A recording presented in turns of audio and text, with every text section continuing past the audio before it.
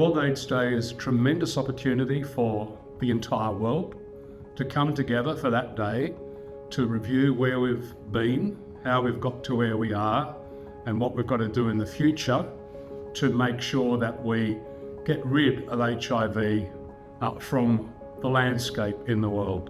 First heard about HIV back in 1990, or basically 1989, when I started going out with my late husband, and he was already diagnosed with HIV at the time. You know, a lot of people were passing away in the early 90s, so I hadn't been shown a lot of love. And so when I met my late husband, he showed me a lot, you know, that love conquers all. And I didn't think that I would contract HIV at all. Having grown up in Sydney and as a sex worker, you know, it was very much a part of my life when I was growing up. I think in the beginning, what was remarkable about HIV was the response from the communities. You know, sex workers realised that it was condoms in the beginning that would protect them from HIV and, you know, protect our community from dying.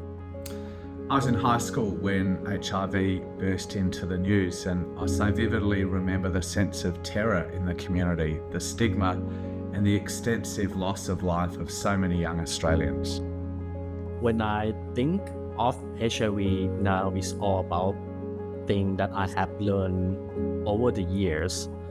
After my cousin passed away, or my family member who had passed away, I have learned a lot from that process, I have to say, and also I have to face a lot of stigma during the time when I was a kid, because of as a gay person in the high school, the teacher or everyone just put stigma on me as I'm gonna pass away or die because of it. I first heard about what became HIV and AIDS as a mysterious ailment that affected predominantly gay men in New York about 1981-82. Only afterwards, after several years, did it become apparent what it was, that it was a virus. It was a genuine mystery disease. And I know that sounds incredible to people who live now, but it took years to find out that it was a virus. And then in 82, 83, the first cases were reported in Sydney and in Australia. So obviously our concern and our knowledge about what was going on increased dramatically in 1982, 83, 84. In the early days, there was a lot of fear. And because it was unknown, and because I think people expected doctors and scientists to come up with a cure. So people would think they could get AIDS from swimming pools, from mosquitoes, from teacups, from kissing someone, from shaking somebody's hand. Everybody was nervous, including the medical profession. I had a visit from orthopedic surgeons who thought that they could get AIDS from being splashed with the blood of an infected person. So you were always putting out fires in the early days, and you could do a radio chat with someone and say, no, you definitely don't get AIDS from mosquitoes or from teacups. And then you'd say, okay, we'll open the phone lines for calls, and the first call inevitably was, can I get AIDS from mosquitoes? You know, you had to keep repeating the messages. I was quite open with who I was because, and I felt like to be a part, if you wanted to make a change, you had to be a part of, you know, some of the services and organisations. So, you know, and from there I had joined the Indigenous Positive Network, which is now called PATSN, the Positive Aboriginal and Torres Strait Islander Network, where I'm the convener, and I've been the convener on and off for the past 21 years.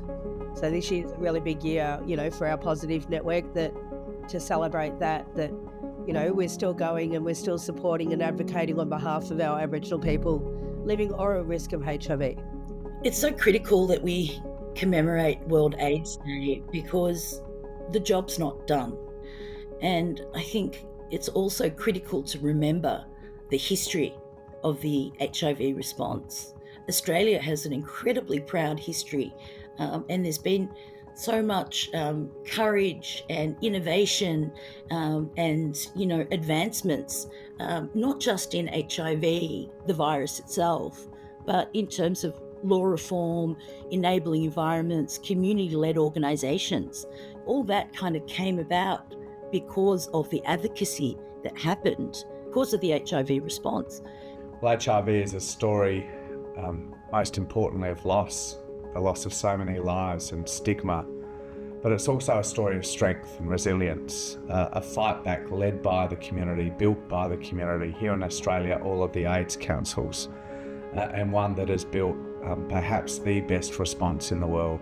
People who are living with HIV, who adhere to the treatment regularly and able to suppress the virus effectively, they cannot pass HIV to anyone at all. I think World AIDS Day is important because it provides us all with the opportunity to listen, learn, and understand the experience of people who are living with HIV.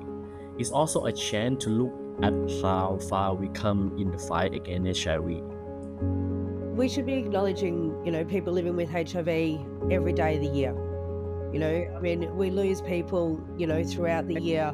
Even as of yesterday, there was, notification to come out that Bill Whittaker had passed away, and he was such, an inspiration and an advocate. So, and even for the Aboriginal communities, we've lost many over the last few years, and they're the shoulders that I stand on, such as Neville Fazula, Rodney Jungle-Williams, Ian Saunders, and the list goes on. I think World AIDS Day gives us an opportunity to remember friends and people we knew who've died. And it's important to remember because the death toll was quite high in the early days of the virus. And I think it also gives us an opportunity to raise awareness that the virus is still here. We still have cases happening in Australia as we speak. And hopefully to remove the stigma that still exists with a diagnosis of HIV. And for all of these reasons, I think it's important to have this day that focuses our attention on this virus for which we still have no cure. Most importantly, it commemorates those we've lost and expresses solidarity with those today who are living with HIV, maybe 30,000 Australians. But it also reminds us of the need to continue the fight against HIV. That's why last year at World AIDS Day, we launched the HIV Task Force report, which reaffirms our commitment to end HIV transmission by 2030.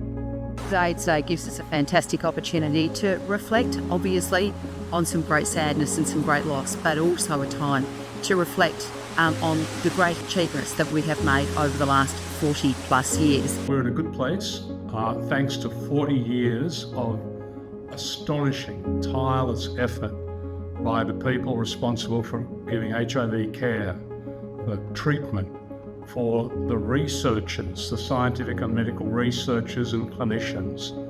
Most importantly, the volunteers, the tens of thousands of volunteers who over those 4 decades have kept the show on the road. They're the people who have done the hard education, the outreach, the caring, and changed behaviour when it was needed so that as few as possible young Australians, young people were either infected by HIV or in those terrible early years died of AIDS.